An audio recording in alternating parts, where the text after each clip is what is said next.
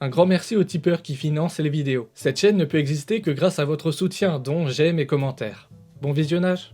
Salut à tous, c'est le fils de Bulle.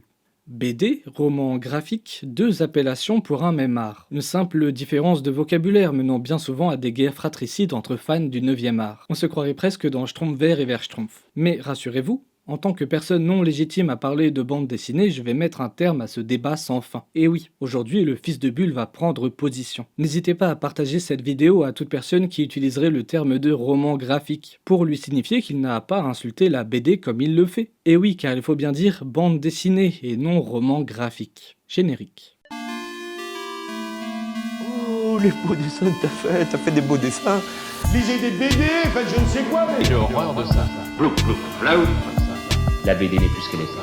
Je suis un perdant magnifique. T'as envie de faire de la bande dessinée, t'en fais, c'est tout. S'il n'en est pas l'inventeur, c'est pourtant bien Will Eisner qui va populariser l'expression roman graphique, lorsqu'il sort en 1978 sa nouvelle œuvre. A Contra with God and Other Talisman Stories. Oui, c'est avec grand plaisir que je massacre la langue du créateur de The Spirit. Be proud of you, because you can do what we want to do. En 78, les lecteurs de BD américaines ne vont pas acheter leurs comics en librairie, mais en maison de presse. Les comics, ce sont des petits fascicules à parution régulière, publiés en général à raison de 15 ou 30 pages par semaine, ou bien des strips publiés dans la presse quotidienne. On les trouve donc dans les kiosques et non sur les tables des librairies. Il existe à cette époque très peu de recueils et ils sont généralement rangés au rayon humour. Mais l'œuvre que vient de pondre Eisner est d'un autre genre que les comics traditionnels. Selon lui, elle mériterait d'être mise à la vente en librairie parmi les romans, et non en kiosque parmi les super-héros. Il se battra pour et Contra with God sera bel et bien distribué en librairie. Ce sera un grand succès et les éditeurs, voyant qu'il y a un nouveau marché à conquérir, vont tous se mettre à produire des romans graphiques.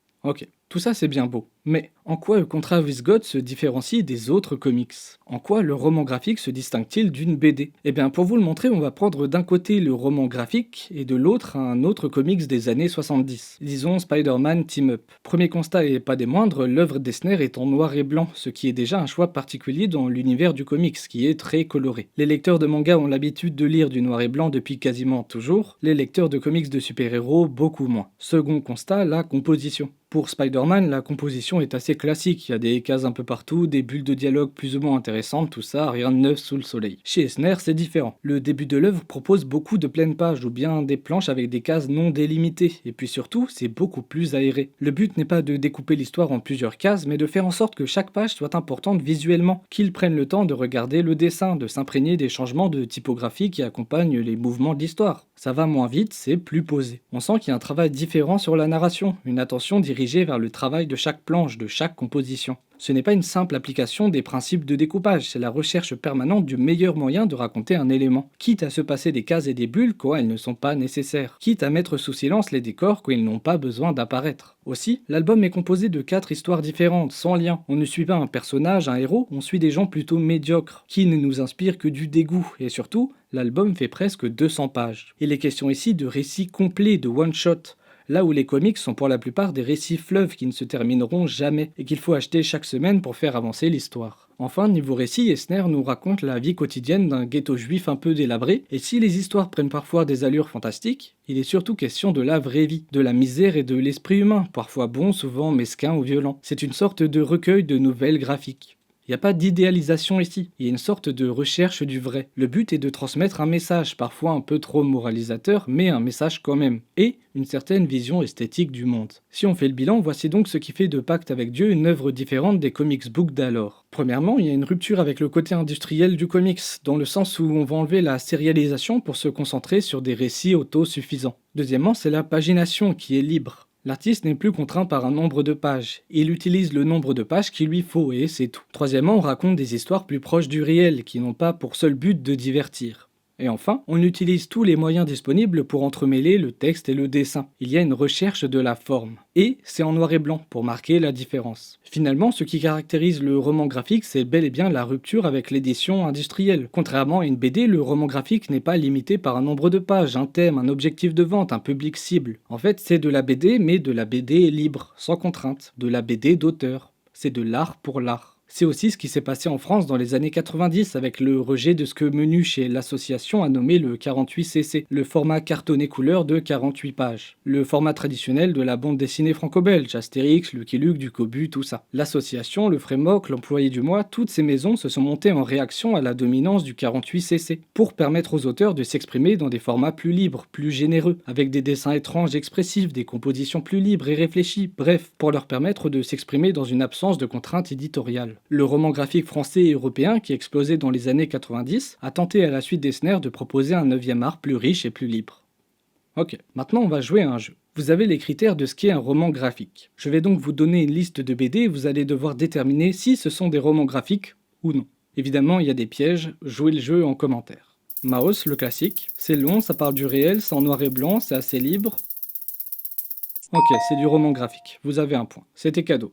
Plus dur maintenant. Persépolis de Satrapi, qui raconte la vie d'une jeune femme durant la révolution islamique iranienne. Et non, c'est une BD et pas un roman graphique, tout simplement parce que c'est publié en 4 volumes. Or, rappelez-vous, le roman graphique c'est du one-shot, donc c'est pas du roman graphique. Moi je sais, c'est contre-intuitif, et même un peu con. Moi ce que j'aime c'est les monstres maintenant. C'est en un seul volume, la composition est tout ce qu'il y a de plus libre, alors... Et ouais, il y a de la couleur, bien vu, c'est pas du roman graphique. Des soldats d'honneur maintenant. L'histoire tient en un seul volume, c'est du noir et blanc, c'est bien Bresson comme il faut. Et non, c'était un tome de donjon, c'est du 48cc. Ça fait partie d'une série de BD, c'est pas du roman graphique. On va s'arrêter ici pour notre petit jeu. Comme vous le voyez, la définition exacte de ce qu'est un roman graphique est un peu étrange. Vous voyez bien que tout ça est un peu flou. Aucun critère n'est vraiment déterminant. On peut appeler roman graphique à peu près n'importe quoi. Et même le critère de liberté artistique n'est pas bon, puisque certains auteurs sont totalement libres en 48 pages, ou même dans leur série, alors que certains romans graphiques ne sont que des œuvres de commande, ou bien des adaptations d'œuvres littéraires conçues dans le seul but de faire de l'argent sur des succès déjà existants. On le sait tous, c'est un marronnier. Le terme de roman graphique permet surtout à certains de se dédouaner de lire de la BD, parce que le terme de bande dessinée, ça ramène à du Stouzard, à des œuvres pour enfants, ce genre de choses. Et pourtant, la vérité c'est que le terme bande dessinée est beaucoup plus révélateur des qualités du 9e art que le terme roman graphique. La bande dessinée est-elle une littérature dessinée? Il faut dire que la locution est assez classe. Littérature dessinée, ça sonne bien.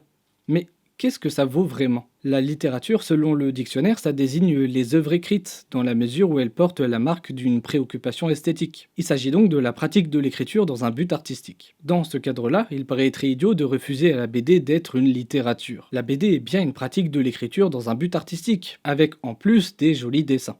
La démonstration est un peu rapide, non? La BD est passée pour un divertissement pour enfants pendant plus d'un siècle et maintenant que ça devient de l'art comme ça, en lisant juste une définition, il y a un truc bizarre. Un phénomène d'artification. Le non-art qui devient de l'art. Moi, il y a quelque chose qui me pose problème là-dedans. Personne ne dit du cinéma que c'est du théâtre filmé. Alors pourquoi la BD devrait-elle devenir une littérature dessinée? Comprenez-moi bien. Si le cinéma s'appelle cinéma et non théâtre filmé, c'est parce qu'on considère que le cinéma et le théâtre sont fondamentalement pas la même chose, que ce sont bien deux arts différents. Le théâtre est l'art de la représentation en public, tandis que le cinéma c'est l'art du spectacle préenregistré. On n'écrit pas une pièce comme on écrit un film. On ne joue pas de la même façon une pièce de théâtre et un film. Une pièce, on ne peut pas la monter et rajouter d'effets spéciaux. Eh bien pour la BD et la littérature, c'est un peu pareil. La locution littérature dessinée nous fait croire qu'il s'agit du même art, mais c'est pas du tout le cas. On n'écrit pas une BD comme on écrit un roman.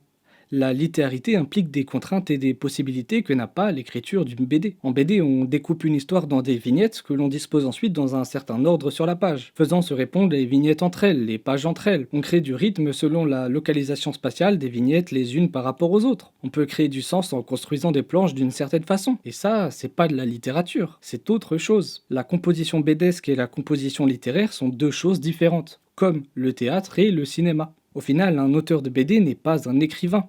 Et un écrivain n'est pas un auteur de BD. Une personne peut bien sûr être les deux en même temps, mais savoir écrire un roman est loin d'être une garantie de savoir écrire une BD, et inversement. Le problème d'utiliser le terme de littérature dessinée à la place de bande dessinée, c'est qu'on remplace le terme bande par le terme littérature. Or, la spécificité de la BD, c'est justement l'utilisation de la bande. La bande, c'est quoi? C'est une succession de vignettes, c'est un rappel du découpage du récit en vignettes. C'est toute l'essence de la bande dessinée. Un récit découpé en vignettes solidaires les unes des autres, c'est ça la BD. Alors qu'une littérature dessinée, ça peut aussi bien être Bécassine, Tintin que la petite taupe qui voulait savoir qui lui a fait sur la tête. Et la petite taupe qui voulait savoir qui lui avait fait sur la tête, c'est très bien, mais c'est pas de la BD.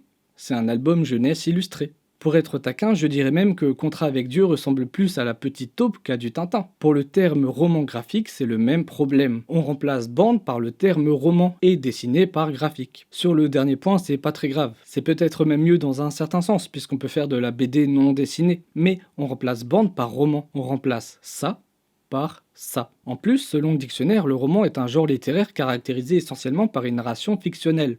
Or, il y a des BD de reportage, de la biographie, de l'autobiographie, du documentaire. Et en général, ils sont classés dans quoi? Dans roman graphique. Donc tout ça n'a absolument aucun sens. Par respect pour notre art préféré, nous devons donc continuer à l'appeler bande dessinée. Ou à la limite bande graphique ou séquence graphique. Parce que toute appellation différente nous condamne à cacher ce qui fait de la bande dessinée un art à part entière. La séquence, la solidarité iconique. Ne soyons pas dupes. Le terme roman graphique a eu son importance dans l'histoire de la bande dessinée. Il a permis aux auteurs de s'extraire du carcan du 48cc ou de la parution industrielle des comics traditionnels. Mais maintenant, il n'y a plus vraiment besoin de séparer les deux termes. Il y a des romans graphiques industriels et du 48cc libre. La frontière est brisée. C'est bon, la BD a déjà pris ses lettres de noblesse. La BD est libre, la BD est déjà libre. Alors arrêtons de dire roman graphique et assumons de lire des bandes dessinées. Comme le dira Art Spiegelman, l'auteur de Maus, on m'appelle le père du roman graphique moderne. Si c'est vrai, je réclame une analyse de sang. Les mots graphic novel résonnent de façon plus respectable. Mais je préfère bande dessinée, parce que ce terme crédite le média. Pour conclure, j'ajouterai que la bande dessinée est l'art le plus stimulant qui soit, et que tout le reste n'est que littérature. A bientôt, et surtout, n'oubliez pas, lisez de bons romans graphiques. Non, je rigole. Lisez de bonnes BD.